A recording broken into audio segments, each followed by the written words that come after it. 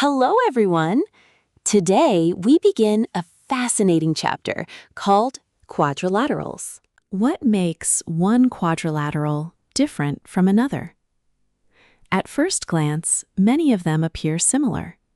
Yet a small change in their sides, angles, or diagonals creates an entirely new geometric figure. Let us begin with the parallelogram, from which several special quadrilaterals are derived.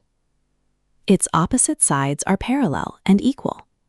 Opposite angles are equal. Adjacent angles add up to 180 degrees.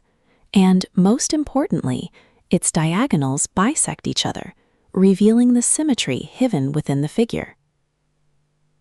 Now, imagine changing just one property. If every angle becomes a right angle, the figure transforms into a rectangle, while retaining all the properties of a parallelogram. Its diagonals now become equal as well. Instead, suppose all four sides become equal.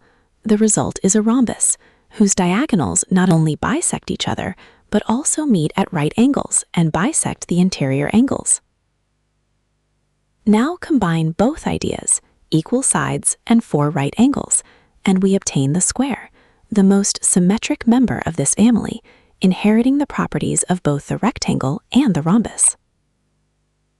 Not every quadrilateral belongs to this family. A kite is characterized by two pairs of adjacent equal sides, while one diagonal bisects the other, is perpendicular to it, and bisects one pair of opposite angles. A trapezium has at least one pair of parallel sides, and when its non-parallel sides are equal, it becomes an isosceles trapezium with equal base angles. These properties do far more than distinguish one quadrilateral from another. In the next lesson, they become the very tools that allow us to construct these figures with complete geometric precision.